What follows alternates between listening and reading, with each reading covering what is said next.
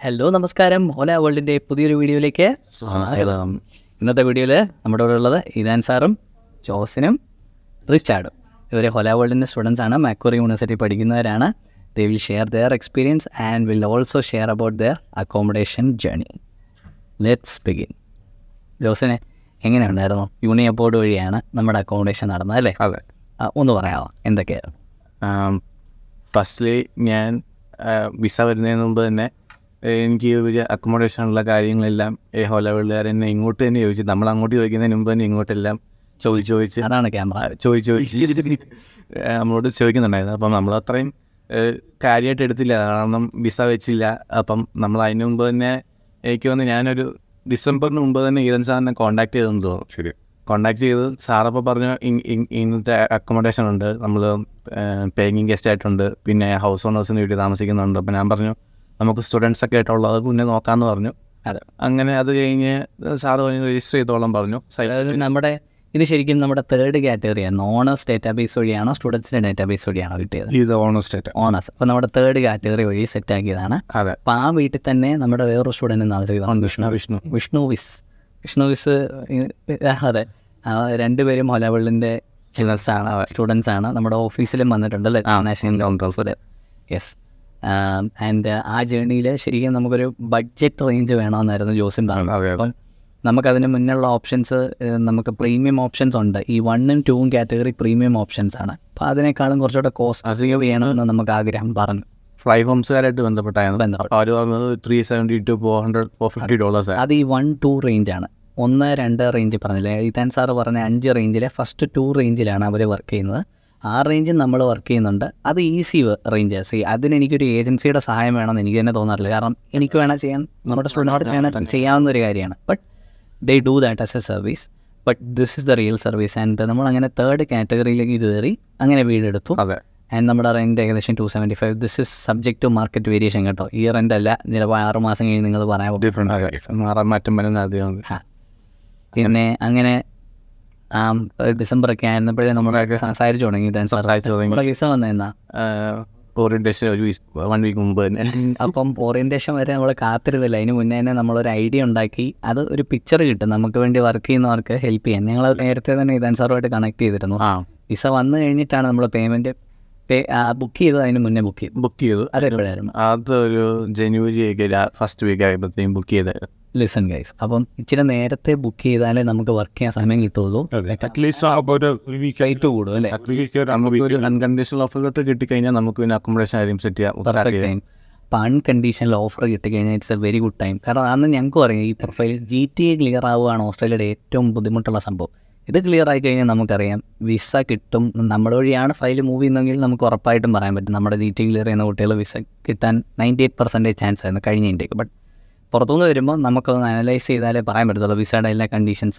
പക്ഷേ ഞങ്ങൾക്ക് അങ്ങനെ ഒരു ഗ്യാരണ്ടി പറയാൻ പറ്റും. അത് തന്നെ ഞങ്ങളുടെ കൺവേർഷൻ കൂട്ടുന്നുണ്ടല്ലേ നമുക്ക്. അല്ല, അത് അതിൻ്റെ ഒരു കാര്യം എന്ന് പറഞ്ഞാൽ നമുക്ക് അറ്റ്ലീസ്റ്റ് ഒരു 2 ആഴ്ചയെങ്കിലും വർക്ക് ചെയ്യാൻ വേണം കുട്ടികളുടെ. പക്ഷേ നമുക്കൊരു 1 മാസം 2 മാസം മുമ്പാണെങ്കിൽ അപ്പോൾ തന്നെ നമുക്ക് ആൾക്കാരോട് പറഞ്ഞ് ബ്ലോക്ക് ചെയ്യാനൊക്കെയുള്ള ഓപ്ഷൻസ് ഉണ്ട്. നമുക്കറിയാം ഇന്ന കുട്ടി ഈ സ്പോട്ടിലേക്കാണ് വരുന്നതെന്നറിയാം. എനിക്കപ്പോൾ ഒരു ഐഡിയ ഉണ്ടാകും എന്തൊക്കെയാണെന്നുള്ളത്. അപ്പോൾ ഓബിയസ്ലി നമുക്കൊരു 1 മാസമെങ്കിലും മുമ്പേ ബുക്ക് ചെയ്യണം എന്നുള്ളത് വളരെ അത്യാവശ്യമാണ്. ഇപ്പോൾ ഇദ്ദേഹത്തെയൊക്കെ സംബന്ധിച്ചിടത്തോളം N പോയിന്റിലാണ് കിട്ടിയത്. നമുക്ക് N പോയിന്റിൽ നിന്ന് ഒറ്റ ആഴ്ചക്കുള്ള റൂം എടുക്കേണ്ടി വരും. പക്ഷേ നമുക്ക് ആ സമയത്ത് നമുക്കപ്പോൾ അവൈലബിൾ ആയിരുന്നതുകൊണ്ടാണ്. ഇപ്പോൾ ഇതല്ല വേറൊരു ഓപ്ഷൻ അവൈലബിൾ ആണ്, നമ്മൾ അതിലേക്ക് വിടും. പക്ഷേ എന്നാലും കൃത്യമായിട്ട് ആ ഒരു റെഡിയാക്കി കൊടുക്കണം. അവിടെ തന്നെ ഫുൾ സ്റ്റുഡൻസ് 5 പേരുണ്ട് അല്ലേ ആ വീട്ടിൽ? അവിടെ 9 സ്റ്റുഡൻസ് ഉണ്ട്. 9 സ്റ്റുഡൻസ് ആണ്. എത്ര ബെഡ്റൂം ഉണ്ട്? 9 ബെഡ്റൂം തന്നെയുണ്ട്. വലിയ വീട്. അടിയിലോട്ടും മുകളിലോട്ടും ഉണ്ട്. അപ്പം അവിടെ കുറച്ച് വിയറ്റ്നാമീസും 2 പാകിസ്ഥാൻസും പിന്നെ 3 ഇന്ത്യൻസും ഉണ്ട്. ആണോ? ഇച്ചിരി അടുപ്പിച്ച് ചോദിച്ചു. ഇത് എത്ര ബാത്റൂം ഉണ്ട്? 5 ബാത്റൂം ഉണ്ട്. എക്സലൻറ്റ്. 5 ബാത്റൂം ഉണ്ട്, 9 ബെഡ്റൂം ഉണ്ട്. അടുക്കള കോമൺ ആയിട്ട് ഫസ്റ്റ് ഫ്ലോർ ഒന്നും ഉണ്ടായിരുന്നു. അപ്പോൾ ഹൗസ് ഓണർ ഇയറേക്ക് വന്ന് സെക്കൻഡ് ഫ്ലോറിൽ ഒരു ചെറിയ കിച്ചൺ സെറ്റപ്പ് ഉണ്ടാക്കി തന്നെ അടിയിൽ ഫ്രിഡ്ജൊക്കെ വെച്ച് ഓക്കെ അത്യാവശ്യം നമുക്കൊന്ന് കുക്ക് ചെയ്യാൻ രീതിയിൽ പുള്ളി സെറ്റാക്കി തന്നിട്ടുണ്ടല്ല. അപ്പോൾ ശരി, നീ റിച്ചാർഡിൻ്റെ സ്റ്റോറി എന്ന് പറയാമോ? റിച്ചാർഡിൻ്റെ ഫാദർ കല്യാണമൊക്കെ വിളിച്ചിട്ടുണ്ടായിരുന്നു, ചേട്ടൻ്റെ കല്യാണമൊക്കെ അല്ലേ എന്നുള്ളത് നാട്ടിൽ? ഞാൻ 21st പോകുന്നത്. 21st പോയി 29th വരെ എനിക്ക് എക്സാം ഉണ്ട് ജൂണിൽ. അപ്പോൾ എനിക്ക് അതിന് മുമ്പ് വരണം. അടിച്ച് പൊളിച്ചിട്ട് ആൻഡ് റിച്ചാർഡിൻ്റെ സ്റ്റോറി പറയാമോ? ഞാൻ ജസ്റ്റിൻ സാറിനെ വിളിച്ച് പറഞ്ഞു എനിക്ക് ഇതുപോലെ ഒരു സ്ഥലം വേണം, പക്ഷേ യൂണിയുടെ അടുത്ത് തന്നെ വേണം എന്ന് ഞാൻ പറഞ്ഞു. അപ്പോൾ അതിനനുസരിച്ച് ജസ്റ്റിൻ സാർ പറഞ്ഞു ശരി നമുക്കത് ശരിയാക്കാം. അപ്പോൾ എനിക്ക് എന്നിട്ട് അപ്പം തന്നെ കുറേ ഓപ്ഷൻസും വന്നു, റേറ്റും അതിനുള്ള ഓപ്ഷൻസ് വന്നു. അപ്പോൾ ഞാൻ നോക്കണം എന്താണെന്ന് വെച്ചാൽ, കാരണം എൻ്റെ ഫാദർ ഭയങ്കര കൺസേൺ ആയിരുന്നു. അപ്പോൾ എൻ്റെ ഫാദർ എന്താ ഉദ്ദേശിച്ചതെന്ന് വെച്ചാൽ യൂണിയുടെ അടുത്താവണം, എപ്പോഴും അടുത്താവണം, അപ്പോൾ പഠിക്കാനും എളുപ്പമായി, പഠിക്കാനാണല്ലോ നമ്മൾ വരുന്നത്. അപ്പോൾ ആ ഒരു ഇൻറ്റൻഷനിലായപ്പോൾ അപ്പോൾ പറഞ്ഞു ഇത് മതി, നമുക്ക് ഇതന്നെ കണ്ടിന്യൂ ചെയ്യാന്ന് പറഞ്ഞിട്ട് ഞാൻ ഈ സാർ പറഞ്ഞ പോലെ സെക്കൻഡ് കാറ്റഗറിയിലുള്ള പ്രൈവറ്റ് ആയിട്ട് നടത്തുന്ന സ്റ്റുഡൻറ് അക്കോമഡേഷനിലാണ് ഞാൻ ബുക്ക് ചെയ്തത്. അതിന് എത്രയായിരുന്നു നമ്മുടെ റെന്റ് എത്രയാണ്? ഇപ്പം ഞാൻ പേ ചെയ്യണത് വീക്ക്ലി 357 ആണ് പേ ചെയ്യുന്നത്. ഫോർട്ട് നൈറ്റ്ലി ആണ് ഞാൻ റെന്റ് കൊടുക്കുന്നത്. 314 വരെ. അപ്പോൾ നമുക്കൊരു മാസം അല്ല ഒരു ഫോർട്ട് നൈറ്റിൽ ഏകദേശം റെൻറ്റിൻ്റെ ഡിഫറൻസ് വരുന്ന $100 തന്നെയാണ് ഈ സെക്കൻഡ് കാറ്റഗറിയും. 100 to 150 വരും അല്ലേ? അപ്പോൾ അതാണ്. പക്ഷേ ആ പ്രീമിയത്തിന് ഇപ്പോഴും പ്രീമിയത്തിൻ്റെതായ ഓപ്ഷൻസ് ഉണ്ട് കേട്ടോ. നമുക്ക് ഫണ്ട് ഒന്ന് ചെയ്യാൻ പറ്റുന്നുണ്ടെങ്കിൽ that is always A good option. കാരണം ഞാൻ കാണുന്നത് അത് യൂണിവേഴ്സിറ്റിയോട് വളരെ അടുത്തായിരിക്കും. അപ്പോൾ അതിൻ്റെ ഒരു ഈ കൺവീനിയൻസ് കിട്ടും. ചിലപ്പം പല കുട്ടികൾക്ക് ചിലപ്പോൾ ട്രാവൽ ചെയ്തിട്ട് വേണം, ചിലപ്പോൾ ഒരു ട്രെയിനോ ഒരു ബസ്സോ എടുത്തിട്ടായിരിക്കും യൂണിവേഴ്സിറ്റിയിലേക്ക് വരേണ്ടി വരിക. നമ്മളെപ്പോഴും ചെയ്യുന്ന ഒരു 10 കിലോമീറ്റർ റേഡിയസിൽ കൊടുക്കുക എന്നുള്ളത് 100% പോസിബിൾ ആവത്ര. എനിക്കും കിട്ടിയത് ഇവിടെ 5 മിനിറ്റ് പോക്കേ. അത് വലിയ ഭാഗ്യമാണ് നടക്കബിൾ ഡിസ്റ്റൻസിലേക്ക് കിട്ടുക എന്ന് പറഞ്ഞാൽ. പക്ഷേ നടക്കബിൾ ഡിസ്റ്റൻസ് ആയിരിക്കുകയല്ലേ മിക്ക കേസിലും. ചിലപ്പോഴൊക്കെ നമുക്കൊരു 5 കിലോമീറ്റർ റേഡിയസ് ഒക്കെ കിട്ടുള്ളൂ, കാരണം അത്രയേറെ സ്റ്റുഡൻസ് വരത്തില്ല. അത് നമ്മൾ ഇത്തവണ കൊടുത്തൊരു 99% കുട്ടികൾക്ക് ഈ വർഷം നമ്മൾ 527 പേരെ കേറ്റർ ചെയ്തിരുന്നു. അതിൽ 97% പിള്ളേർക്കും ഈ പറഞ്ഞ പോലെ 10 കിലോമീറ്റർ റേഡിയസിന് തന്നെ കിട്ടും. ഒരാൾക്ക് പോലും ദൂരം കിട്ടിക്കില്ല. അപ്പോൾ അത് നമ്മൾ എപ്പോഴും ഉറപ്പുവരുത്താനുള്ള കാര്യം. കാരണം വെച്ച് കഴിഞ്ഞാൽ ആദ്യമായിട്ട് വരുന്ന കുട്ടികളാണ്. ഈ ദൂരെ നിന്ന് വരാനും ചിലപ്പോൾ ജോലി കിട്ടുന്നതിൻ്റെ ബുദ്ധിമുട്ട് അത് ഇതൊക്കെ വരും. ഈ പറഞ്ഞ 6 മണിക്ക് എന്താ പറയുക ഇത് ഓഫായി പോകുന്നത്, അതായത് പബ്ലിക് ട്രാൻസ്പോർട്ട് പിന്നെ വളരെ കുറവായിരിക്കും. ഞാനെപ്പോഴും നമ്മുടെ സ്റ്റുഡൻസിനോട് ചോദിച്ചാൽ അറിയാം എവിടെ എടുക്കണം, അക്കോമഡേഷൻ സിറ്റിയിൽ എടുക്കണോ യൂണിവേഴ്സിറ്റിയുടെ അടുത്തെടുക്കണോ എന്ന് ചോദിച്ചാൽ ഞാൻ എപ്പോഴും യൂണിവേഴ്സിറ്റിയുടെ അടുത്തെടുക്കാനാണ് പറയുന്നത്. കാരണം നമ്മുടെ പഠിക്കുന്ന സമയത്ത് നമ്മുടെ ജീവിത ചെലവ് മീറ്റ് ചെയ്യാനായിട്ടാണ് പാർട്ട് ടൈം. പക്ഷേ ബാക്കി പാർട്ട് ടൈം ചെയ്യാത്ത സമയത്ത് നിങ്ങൾ ഉറങ്ങുന്നതല്ലാതെ ബാക്കി സമയം മുഴുവൻ യൂണിവേഴ്സിറ്റി സ്പെൻഡ് ചെയ്ത് അതാണ് ഏറ്റവും വലിയ ഇൻവെസ്റ്റ്മെൻറ്റ്. കാരണം നിങ്ങൾ പഠിക്കാൻ വന്ന സമയം ഏറ്റവും കൂടുതൽ പഠിക്കുന്ന ഇറ്റ്സ് നോട്ട് എൻ്റർടൈനിങ്. പക്ഷേ യൂണിവേഴ്സിറ്റി വന്നിട്ട് നമ്മൾ ഓട്ടോമാറ്റിക്കായിട്ടൊരു സിറ്റി വൈബാണ്. ഇത് യൂണിവേഴ്സിറ്റിയിലാണ് നല്ല ലൈറ്റ്. അല്ല നമുക്ക് ഈ യൂണിവേഴ്സിറ്റി ആണെങ്കിൽ നമുക്ക് ക്ലാസ് അങ്ങനെ മിസ് ചെയ്യാൻ നമുക്ക് തോന്നുന്നില്ല. ഞാനും അങ്ങനെയായിരുന്നു കേട്ടോ. പഠിക്കാൻ വന്നപ്പോൾ എൻ്റെ ആ ഒരു എക്സ്പീരിയൻസ് കൊണ്ടാണ് ഞാൻ എപ്പോഴും നിർബന്ധം പറയുന്നത് യൂണിവേഴ്സിറ്റി അടുത്ത് താമസിക്കുക, സാരമില്ല, അതിൻ്റെ ഗുണം ഉണ്ടാകുന്നത്. അപ്പോൾ അങ്ങനെ ഹെൽപ്പ് ചെയ്യുന്നുണ്ട്. അത് ഇവരുടെ ഒരു പാരാമീറ്ററാണ്. പിന്നെ പെൺകുട്ടികൾക്ക് വേണ്ടിയിട്ടുള്ള കാര്യങ്ങൾ നമ്മൾ ചെയ്ത് ഇച്ചിരി ഡിഫറെൻ്റ് ആയിട്ട്. അതെങ്ങനെയാണ്? പെൺകുട്ടികൾക്ക് വേണ്ടിയിട്ട് എപ്പോഴും നമ്മൾ പ്രിഫർ ചെയ്യുന്നത് 3 ടൈപ്പ് അക്കോമഡേഷൻസ് ആണ്. അങ്ങനെയുള്ളതാണ് നമ്മൾ ചെയ്ത് കൊടുക്കാറുള്ളത്. അതായത് ഒന്നിൽ ഗേൾസ് തന്നെയുള്ള ഫ്ലാറ്റുകളുണ്ട്. കോൺസുമാരെ ഹാൻഡിൽ ചെയ്യുന്ന ഗേൾസ് തന്നെയുള്ള ഫീമെയിൽ ഉള്ളി ഫ്ലാറ്റ് ആയിരിക്കും ഫസ്റ്റ് പ്രിഫറൻസ്. സെക്കൻഡ് പ്രിഫറൻസ് എന്ന് പറഞ്ഞാൽ പേയിങ് ഗസ്റ്റ് PG അക്കോമഡേഷൻസ് ആയിരിക്കും. അതായത് ഒരു ഫാമിലിയുടെ കൂടെ പോകുന്നു. ഇത് രണ്ടുമല്ല തേർഡ് ആയി വരുമ്പോഴത്തേന് ഈ പറഞ്ഞ പോലെ ഇതിനകം താമസിക്കുന്ന പോലുള്ള അക്കോമഡേഷൻസ് ആയിരിക്കും. അതായത് പ്രൈവറ്റായിട്ട് നടത്തുന്ന യൂണിവേഴ്സിറ്റി സ്റ്റുഡൻസിന് വേണ്ടി നടത്തുന്ന അക്കോമഡേഷൻസ്. അപ്പോൾ വരുന്നവർക്കാണെങ്കിലും പേടിക്കേണ്ട കാര്യമില്ല. സെക്യൂർ ആണെങ്കിലും സെക്യൂരിറ്റി ഫീലിങ്ങും കാര്യങ്ങളും എല്ലാം വളരെ പെർഫെക്റ്റ് ആയിരിക്കും. എല്ലാം കൊണ്ടും നല്ലൊരു കാര്യമായിരിക്കും. ഇപ്പോൾ അങ്ങനെ ഒരു സെക്യൂരിറ്റി ഒത്തിരി പേരുടെ കൺസേണായി. +2 കഴിഞ്ഞുള്ള നഴ്സിംഗ് പഠിക്കാൻ വരുന്ന പെൺകുട്ടികളുടെ പേരൻസിന് ഭയങ്കര പേടി, അച്ഛന്മാർക്കാണ് പേടി. മോളെ സേഫായിട്ട് കൊണ്ടുപോകണം. അപ്പോൾ അവരെപ്പോഴും പറയും നമുക്ക് കൂടെ ഒരു പോകുന്നൊരു പെൺകുട്ടിയുടെ നമ്പർ തരുമോ എന്നൊക്കെ ചോദിക്കാറുണ്ട്. അപ്പോൾ അങ്ങനെ തന്നെ അക്കോമഡേഷൻ ഞങ്ങൾ ഒരുമിച്ച് കൊടുക്കാൻ ശ്രമിക്കാറുണ്ട് മാക്സിമം. അത് അവരുടെ പേരൻസിൻ്റെ ധൈര്യം അതാണ്. അപ്പം അങ്ങനെ ക്ലബ് ചെയ്തൊക്കെ കൊടുക്കാറുണ്ട്. ഞാനും വിഷ്ണു ഒരുമിച്ച് എടുത്ത് അതെ. ഇവർക്ക് 2 പേർക്കും ഒരുമിച്ച് വേണമെന്ന് അങ്ങനെ ക്ലബ് ചെയ്താൽ നമ്മൾ എടുത്തു കൊടുത്തു. അടിപൊളി. പിന്നെ നമുക്ക് പറയാനുള്ളത് ഒരു കാര്യം കൂടെ, നമുക്ക് ആ ടൈം ലൈൻ ഒന്ന് ഡിസ്കസ് ചെയ്യാം. ഒന്നുകൂടെ, ഒരു സ്റ്റുഡൻറ്റിന് അക്കോമഡേഷൻ കണ്ടുപിടിക്കാൻ ഏറ്റവും സ്മൂത്ത് പ്രോസസ്സ് എന്തായിരിക്കും? ഫസ്റ്റ് ചെയ്യേണ്ടത് പറഞ്ഞാൽ ഈ COE കിട്ടുന്ന അപ്പോൾ തന്നെ രജിസ്റ്റർ ചെയ്യാന്നുള്ളതാണ്. COE കിട്ടി കഴിഞ്ഞാൽ നെക്സ്റ്റ് തിങ് വിസ വരാൻ വേണ്ടി വെയിറ്റ് ചെയ്യരുത്. കാരണം വെച്ച് കഴിഞ്ഞാൽ വിസ റിജക്റ്റ് ആയാൽ നിങ്ങൾക്ക് 100% മണി, അതായത് പേപ്പാളിൻ്റെ എമൗണ്ട് ഒഴിച്ചിട്ടുള്ള 100% മണി റീഫണ്ടബിൾ ആണ്. പൈസ പോകുന്നുള്ള പേടി വേണ്ട, അങ്ങനത്തെ കാര്യങ്ങളൊന്നുമില്ല. അപ്പോൾ അതുകൊണ്ട് വിസ കിട്ടുന്നതിന് മുമ്പ് COE കിട്ടുമ്പോൾ തന്നെ രജിസ്റ്റർ ചെയ്യാമെന്ന്. പേപ്പാലിന് ട്രാൻസാക്ഷൻ റേറ്റ് ഒഴികെ എന്നല്ലേ പറഞ്ഞത്? അതെ, അത് നമ്മൾക്ക് എടുക്കാൻ പറ്റത്തില്ല. ഓൾറെഡി അവരത് ട്രാൻസ്ഫർ ചെയ്യുമ്പോൾ തന്നെ പേപ്പാളുകാർ അത് എടുത്തിട്ട് ബാക്കി എമൗണ്ടേ നമുക്ക് തരണം. അപ്പോൾ അത് ഫുള്ള് ട്രാൻസ്ഫർ ചെയ്ത് കിട്ടും. അതായത് ഓൾമോസ്റ്റ് 99% റീഫണ്ട് ആയിരുന്നു. ആ പേപ്പാലിൻ്റെ കോസ്റ്റ് ഒരു 10%ഓളം വരാം സാധ്യത. അതായിരിക്കും ചിലപ്പോൾ നമുക്ക് നഷ്ടം. വരുന്ന നഷ്ടം, ബാക്കി പൈസ കിട്ടും. ഓക്കെ, അപ്പോൾ അങ്ങനെ രജിസ്റ്റർ ചെയ്യുക. രജിസ്റ്റർ ചെയ്യുമ്പോഴത്തേന് എനിക്കുള്ള ഒരു ഗുണമെന്ന് പറഞ്ഞാൽ ഇത്ര കുട്ടികൾ ഇത്ര ഏരിയയിലേക്ക് വരും എന്നുള്ള ഒരു ഫുൾ സ്റ്റാറ്റിറ്റിക്സ് എനിക്ക് കിട്ടും. ഈ സ്റ്റാറ്റിറ്റിക്സ് അനുസരിച്ച് എനിക്ക് കാര്യങ്ങൾ പ്രോപ്പറായിട്ട് സെറ്റ് ചെയ്ത് വേണ്ടവരെ വേണ്ട പ്രോപ്പറായിട്ടുള്ള അവരുടെ പ്രയോറിറ്റി അനുസരിച്ചുള്ള. അതുപോലെ നമുക്ക് വേണ്ടി വർക്ക് ചെയ്യുന്നവരും കോൺട്രാക്ടേഴ്സാണ്.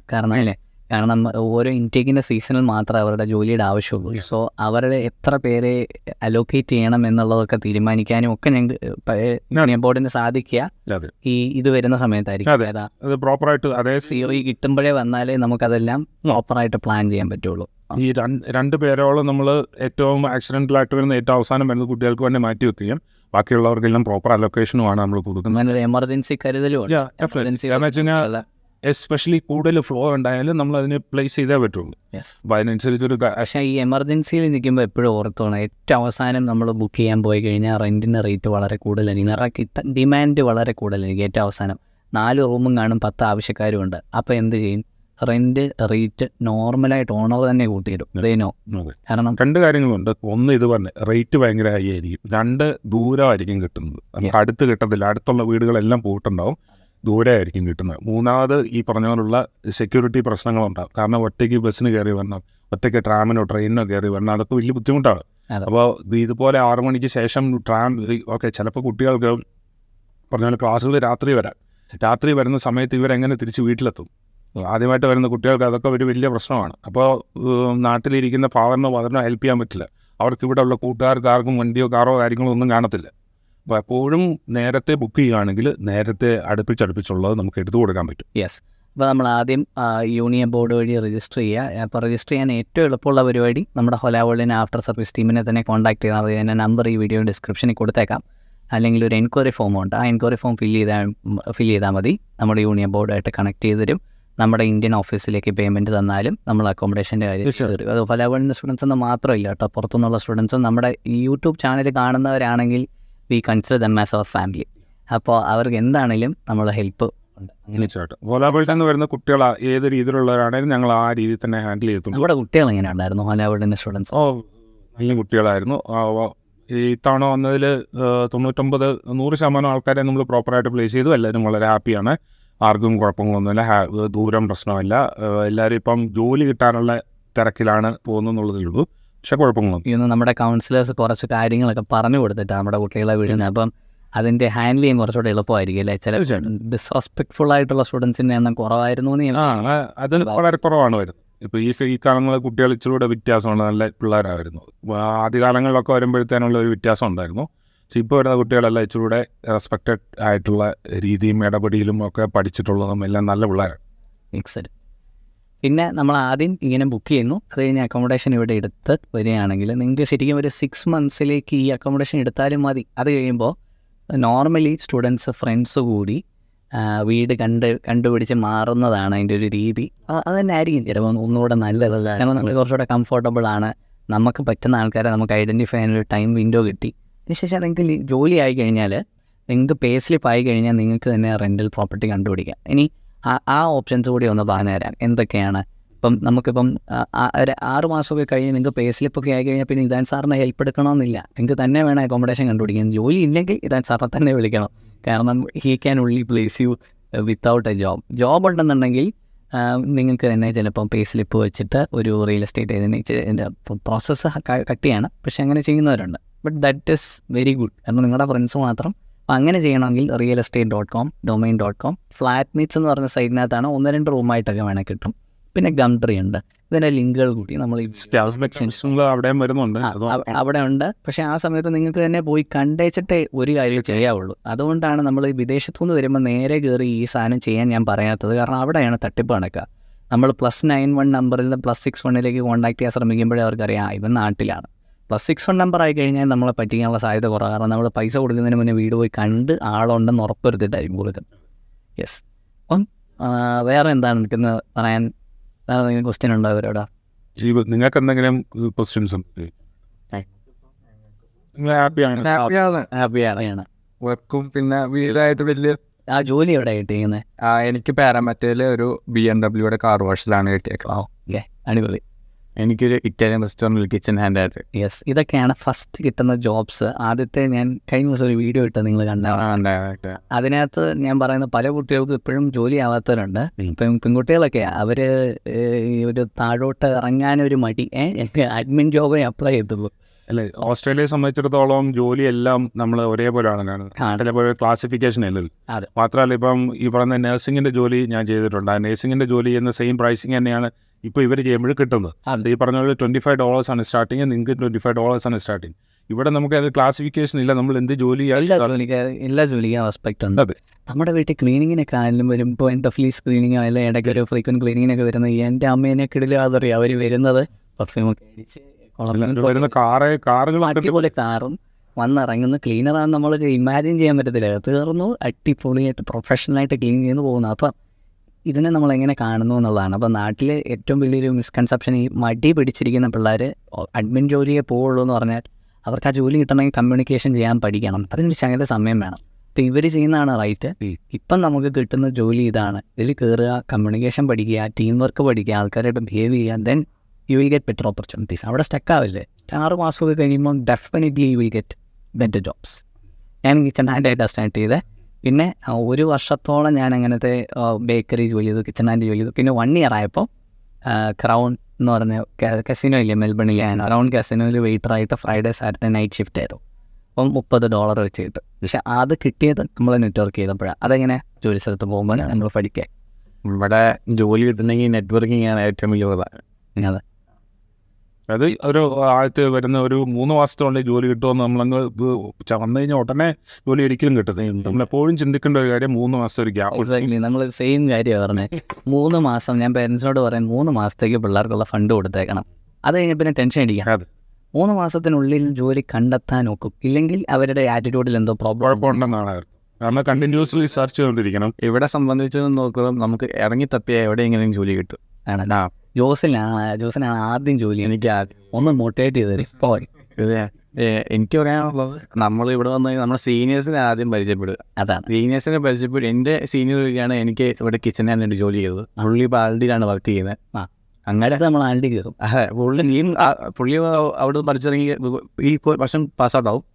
അവിടെ നിന്ന് പഠിച്ചിറങ്ങി പുള്ളിയുടെ ആൽഡിയിൽ ആരും ജോലി ചെയ്യാനുണ്ട്, ജോസനുണ്ട്. അതാണ്. അതെ. അപ്പം നമ്മൾ സീനിയേഴ്സിനെയാണ് ആദ്യം മുട്ടേണ്ടത്. പിന്നെ ഞാൻ വന്നപ്പോൾ എൻ്റെ IPSലുള്ള കൊളീഗ്, ഞാൻ വർക്ക് ചെയ്ത സ്ഥലത്തൊന്നും കൊളീഗ് ഉണ്ടായിരുന്നു. ഞാൻ വന്ന് ജോലിക്ക് കയറി കഴിഞ്ഞാൽ അവന് വന്നപ്പോൾ എനിക്ക് വളരെ ഈസി ആയിരുന്നു. ഞാൻ 2-3 മാസം എക്സ്പീരിയൻസ് ആയപ്പോൾ അവനോട് ഓപ്പർച്യൂണിറ്റി ഉണ്ട്, ചുമ്മാ പോയി. എല്ലാവർക്കും വേണ്ടി പിനക്കിൾ പീപ്പിൾ എന്ന് പറഞ്ഞൊരു സ്ഥാപനം മെൽബണിൽ ഓപ്പറേറ്റ് ചെയ്യുന്നുണ്ട്. അവിടെ ഇൻ്റർവ്യൂവിന് പോകുന്ന ദിവസം നിങ്ങൾ ചുമ്മാ വെള്ള ഡ്രസ്സും ബ്ലാക്ക് ഷർട്ടും ബ്ലാക്ക് പാൻറ്റും ഇട്ടുകൊണ്ട് പോയാൽ ഇൻ്റർവ്യൂ ഡേയിൽ അവിടെ പോയിരുന്നു കഴിഞ്ഞാൽ അവർ വിളിച്ച് ഇൻ്റർവ്യൂ ചെയ്തോളും. ഞാൻ പോയത് ഇങ്ങനെ പോകണം അവരെ വിസിറ്റ് ചെയ്യാമെന്ന് പറഞ്ഞ്. അത് ഇൻ്റർവ്യൂ ഡേയിലേ ഞാൻ പോയി. ഞാൻ ഇൻ്റർവ്യൂവിന് വന്ന ഒരു കുട്ടിയാണെന്ന് വിചാരിച്ച് എന്നെ പിടിച്ച് ഇൻ്റർവ്യൂ ചെയ്ത് ജോലിയും തന്നു. അങ്ങനെ എനിക്ക് ജോലി കിട്ടി. പക്ഷെ ആ ടെക്നിക്ക് എനിക്ക് പറഞ്ഞു തന്നത്, അല്ലാതെ നമ്മൾ വിളിച്ചു കഴിഞ്ഞാൽ ഇവർ നമ്മളെ എടുക്കുന്നില്ല. ഇപ്പോൾ ഈ ടെക്നിക്ക് പറഞ്ഞു തന്നത് നമ്മുടെ കൂടെ വർക്ക് ചെയ്യുന്ന സാക്ഷി എന്ന് പറഞ്ഞൊരു പെൺകുട്ടിയാണ് പറഞ്ഞു തന്നത്. ഇങ്ങനെ വേണം പോകാൻ. അപ്പോൾ ചെറിയ ചെറിയ ടിപ്സ് ആയിരിക്കും. ഇതൊക്കെ കിട്ടുക എങ്ങനെയാണ്, നമുക്ക് സൈറ്റിൽ തപ്പിയാൽ കിട്ടത്തില്ല. നമ്മൾ ചുമ്മാ പോയാൽ we don't get that job. അതെനിക്ക് കിട്ടാൻ $30 ജോലി അന്ന് ഭയങ്കര വലിയ കാര്യമാണ്. ഇപ്പോൾ പേഴ്സണൽ കെയർ അസിസ്റ്റൻസിനെ കൂടുതൽ ശമ്പളമാണ്. അത് കിട്ടാനുണ്ടായ കാര്യം ആ ഒരു ചെറിയ ട്രിക്കാണ്. അന്ന് ഞാൻ പോയ ഡ്രസ്സായിരുന്നു എന്നെ ഹെൽപ്പ് ചെയ്തത്. ഞാനന്ന് നോർമലി വേറൊരു കളർ ഡ്രസ്സൊക്കെ ഇട്ടുകൊണ്ട് പോയിരുന്നെങ്കിൽ എന്നെ ഇൻ്റർവ്യൂവിന് വിളിക്കത്തില്ല, പൊക്കോളാൻ പറയും. So there are small things like this which you can learn from only your seniors or friends. തീർച്ചയായിട്ടും ജോലി എനിക്ക് കിട്ടിയത് എൻ്റെ ഒരു ഫ്രണ്ട് വഴിയാണ്. കാരണം അവൻ ഇതുപോലെ തന്നെ അവൻ എങ്ങനെ കിട്ടിയെന്ന് വെച്ചാൽ അവൻ ഇതുപോലെ ട്രെയിനിൽ വെറുതെ പോയിക്കൊണ്ടിരിക്കുകയായിരുന്നു. അപ്പോൾ അവൻ വീട്ടിൽ സംസാരിച്ചുകൊണ്ടിരിക്കുമ്പോൾ ഓപ്പോസിറ്റ് ഇരിക്കുന്ന ആളൊരു മലയാളിയായിരുന്നു. അപ്പോൾ ആൾ ചോദിച്ചു മലയാളിയാണോ എന്ന് ചോദിച്ചു. അങ്ങനെ സംസാരിച്ച് അവർ അവസാനം ജോലിയൊക്കെ ആയെന്ന് ചോദിച്ചു. അങ്ങനെ ജോലിയൊന്നും ആയിട്ടില്ല. അപ്പോൾ ആൾ പറഞ്ഞു ഇങ്ങനെ ഒരു ഓപ്പർച്യൂണിറ്റി ഉണ്ട്, ഒരു കാർ വാഷാണ്, വർക്ക് ചെയ്യാൻ താല്പര്യമുണ്ട്. അങ്ങനെ പറഞ്ഞു, താല്പര്യമുണ്ട്, എന്താ നമുക്ക് വർക്കില്ല, അപ്പോൾ പിന്നെ അത് ചെയ്യാമെന്ന് പറഞ്ഞു. അങ്ങനെയാണ് അവൻ പറഞ്ഞു. അവൻ അങ്ങോട്ട് പോയി ട്രയൽ ചെയ്തു, അവന് ആ ജോലി കിട്ടി. അപ്പോൾ അവൻ എനിക്ക് പറഞ്ഞു തന്നു. അങ്ങനെ ഞാൻ നോക്കി, എനിക്ക് ട്രയൽ കിട്ടി, എനിക്ക് ജോലി കിട്ടി. അങ്ങനെ ഞാൻ എന്നിട്ട് എല്ലാവരോടും പറഞ്ഞു. അങ്ങനെ അവർക്ക് കിട്ടി ജോലി. അടിപൊളി. അപ്പോൾ ഞാനൊരു നെറ്റ്വർക്കിംഗ് 6 ഭാഷയിലെ ജോലി എങ്ങനെയാണ്? ഇച്ചിരി പാടാണെന്ന് പറയാറുണ്ട്. അങ്ങനെയുണ്ട്. ഗ്ലൗ ഇട്ടിട്ടാണോ? ഗ്ലൗസ് ഉപയോഗിച്ചിട്ടായി. ഒന്ന് പറയാമോ എങ്ങനെയാണ്? നമ്മളിപ്പോൾ കാർ വാഷ് എന്ന് പറയുമ്പോഴേക്കും തന്നെ എല്ലാവരും ഭയങ്കര ബുദ്ധിമുട്ടാണ്, ഭയങ്കര ബുദ്ധിമുട്ടാണ്, എക്സ്ട്രീം എക്സ്ട്രീമാണ്. പോകാനായിട്ട് എന്നീ ഒരു ദിവസം വിളിച്ച എൻ്റെ കൂടെ ഒരു പഞ്ചായത്ത് കൂട്ടുകാരൻ വിളിച്ച് വാടാ പാതറോ അതൊക്കെ. അപ്പോൾ വേറെ മലയാളി ചേട്ടന്മാരെന്നോട് പറയാം എൻ്റെ പൊരു പോരെ പാടാടാന്ന് പറഞ്ഞ് പേടിപ്പിച്ചു. പക്ഷെ ഞാൻ എൻ്റെ എക്സ്പീരിയൻസ് വെച്ച് പറയുകയാണെങ്കിൽ അത്ര പാടല്ല, നമുക്ക് ചെയ്യാൻ പറ്റണത് തന്നെയുള്ളൂ. കാരണം നമ്മൾ വർക്ക് ചെയ്യണമെന്ന് വെച്ചാൽ നമ്മൾ വർക്ക് ചെയ്യണം, അല്ലാണ്ട് പാടാൻ നോക്കിയിരുന്ന കിട്ടില്ല. ആറ്റിറ്റ്യൂഡാണ്. നമ്മളങ്ങനെ പേടിച്ചിരുന്ന് കഴിഞ്ഞാൽ വലിയ പാടാണ്. ഇല്ല, ഇതിൻ്റെ ഒരു കാര്യം തന്നെ കൺസിസ്റ്റൻ്റ് ആയിട്ട് ട്രൈ ചെയ്തുകൊണ്ടിരിക്കണം. ഒരു ദിവസം ഒരാഴ്ച എപ്പോഴും നമുക്ക് റിജക്ഷനെ കിട്ടത്തുള്ളൂ. എവിടൊക്കെ കൊടുക്കണേ എന്തൊക്കെ ചെയ്യുന്നു ഒരു 99% റിജക്ഷനാണ്. പക്ഷേ ഫസ്റ്റ് ജോലി കിട്ടാനാണ് ബുദ്ധിമുട്ട്. ഫസ്റ്റ് ജോലി കിട്ടിക്കഴിഞ്ഞാൽ നമ്മൾ ഇവിടെ വന്നു കഴിഞ്ഞാൽ ആദ്യമൊക്കെ വോളീസിലൊക്കെ അപ്ലൈ ചെയ്ത് കഴിയുമ്പോഴും അവിടെ ഒരു എടുത്തു കൊടുക്കാൻ സാധനം കൊടുക്കാൻ ആൾക്കാർക്ക് പോലും നമ്മളെ വേണ്ടെന്ന് പറയുമ്പോഴത്തേക്ക് നമ്മൾ പ്രശ്നമായിട്ട് പോകും. അതെ ഇല്ല, വോളീസിലൊക്കെ എടുക്കുന്ന ഒരു വെബ്സൈറ്റ് വഴിയാണ്. അതെ, നമ്മൾ അത് കഴിഞ്ഞ് മാനേജറിനെ പോയി കാണുന്ന പരിപാടിയാണ്. നമ്മുടെ വിഷ്ണുവിനെ നമ്മൾ പകുതി വരെ മുക്കാൽ വരെ എത്തിച്ചത്. പക്ഷെ ഇവൻ കൂടുതൽ പോയി ശല്യപ്പെടുത്തിയിട്ട് ഇനി അങ്ങോട്ട് കയറണമെന്ന് പറഞ്ഞു. ഞാൻ പറഞ്ഞു മാനേജറെ പോയി കണ്ടോന്ന്. അവൻ എല്ലാ ദിവസവും പോയി മാനേജറെ കാണുക. അല്ല, നമ്മൾ ഓൺലൈൻ അപ്ലൈ ചെയ്യണമെങ്കിൽ നമുക്ക് എല്ലാ രജിസ്ട്രേഷൻ കിട്ടത്തുള്ളൂ. നമ്മൾ അല്ലാതെ പോയി കിട്ടുവാണെങ്കിൽ നമുക്ക് പെട്ടെന്ന് എക്സ്ട്രാ സ്റ്റെപ്പ് എടുക്കുന്നതിനെയാണ് അവർ കണ്ടിന്യൂസ് ആയിട്ട് തപ്പിക്കൊണ്ടിരിക്കണം എന്നുള്ളത്. അതായത് ഒരു ദിവസം ചെന്നു നമുക്ക് റിജക്ഷൻ ആയി കിട്ടിയില്ല എന്ന് പറഞ്ഞ് നമ്മൾ പുറകോട്ടിരിക്കാതെ മുമ്പോട്ട് എല്ലാ ദിവസവും ട്രൈ ചെയ്തുകൊണ്ടിരിക്കണം. മാത്രമല്ല, നാട്ടിലെ പോലെ ഓൺലൈൻ വഴി അയച്ചു കൊടുത്തിട്ടുള്ള പരിപാടിയല്ല. ഇവിടെ നമ്മൾ ഒരു റെസ്യൂമെ പ്രിൻ്റ് ഔട്ട് എടുത്ത് നമ്മൾ ഓരോരുത്തർക്കും പോയി ഇത് ഡ്രോപ്പ് ചെയ്യുക, കാണണം, നമ്മൾ പോയി കാണണം. പിന്നെ ഈ ജോബ് ഇവിടെ ഓസ്ട്രേലിയയിൽ ഈ പാർട്ട് ടൈം ജോബിൽ ഒരു 70 to 80% സംഭവിക്കുക റെഫറൻസ് വഴിയാണ്. കാരണം നമ്മൾ പുതിയ രാജ്യത്ത് പുതിയ ഐഡൻറ്റിറ്റി ഒന്നുമില്ല. നമുക്ക് ഇപ്പോൾ പേടിയുണ്ടാവും ആൾക്കാർക്ക്. എടാ ഇവന് ഇംഗ്ലീഷ് അറിയാമോ? 1, 2 ഇവൻ്റെ ബേസിൽ ഇവനെ കണ്ടുപിടിക്കണം. നമ്മൾ സ്റ്റുഡൻസിന് നമ്മുടെ വീട് വാടകയ്ക്ക് താമസിക്കുന്ന തട്ടിക്കൂട്ട് സെറ്റപ്പാണ്. നമ്മൾ 2 മാസം കഴിഞ്ഞ് നമ്മളവിടെ നിന്ന് മുങ്ങിയാൽ അറിയത്തില്ല. ഒരു ബിസിനസ്സിൻ്റെ കാര്യങ്ങൾ നമ്മളെ പഠിപ്പിച്ച് നമ്മളെ കൊണ്ട് ചെയ്യിപ്പിക്കുമ്പോൾ അവർക്കൊരു വിശ്വാസ്യതയുടെ പ്രോബ്ലമാണ്. അപ്പോൾ എപ്പോഴും അവിടെ ജോലി ചെയ്യുന്ന ഒരാൾ റെഫർ ചെയ്യുമ്പോൾ ഒരു ധൈര്യമാണ്. ഇവൻ മുങ്ങിയാൽ ഇവൻ വഴി എനിക്ക് പിടിക്കാം. ക്യാഷിലൊക്കെ ചിലപ്പോൾ നമ്മളിരിക്കും. അപ്പോൾ ഇവൻ കാശും കൊണ്ട് മുങ്ങിയാലും ഇവനെ ഇങ്ങനെ വട്ടത്തിൽ പിടിക്കാമെന്നുള്ളൊരു എംപ്ലോയർ മൈൻഡ് സെറ്റ് ഉണ്ടല്ലോ. അതുകൂടെ കൂടിയാണ് നമുക്ക് ജോലി കിട്ടണമെന്നുണ്ടെങ്കിൽ നമ്പർ 1 റൂൾ നെറ്റ്വർക്ക്. ഞാൻ പറയുന്ന പൈസ ഇല്ലെങ്കിൽ പുറത്തുനിന്ന് ഫുഡ് കഴിക്കരുത്. സൊമാറ്റോ, സ്വിഗ്ഗി ഇതൊന്നും ഓർഡർ ചെയ്യരുത്. വീട്ടിൽ നൂഡിൽസ് ആണെങ്കിലും ഉണ്ടാക്കി കഴിക്കുക. ഉള്ള പൈസയ്ക്ക് വണ്ടിയിൽ പുറത്ത് പോവുക, യൂണിവേഴ്സിറ്റി വരിക, നെറ്റ്വർക്ക് ചെയ്യുക, ആൾക്കാരെ കാണുക. അതിലൂടെ നിങ്ങൾക്ക് ജോലി കിട്ടത്തുള്ളൂ. അപ്പം നിങ്ങൾ ഉള്ള കാശ് പോകരുതെന്ന് വിചാരിച്ച് വീട്ടിൽ പേടിച്ചിരിക്കുന്ന പിള്ളേരുണ്ട്. അവരുടെ പൈസ തീർന്നോട്ടേയിരിക്കും. അങ്ങനെയല്ലേ ചെയ്യണം. ആ ഉള്ള പൈസ, ഈ പൈസ എന്തിനാ? ആൾക്കാരെ മീറ്റ് ചെയ്യാൻ മാത്രമുള്ള പൈസയാണ്. ബാക്കി നൂഡിൽസ് കഴിച്ചാൽ മതി.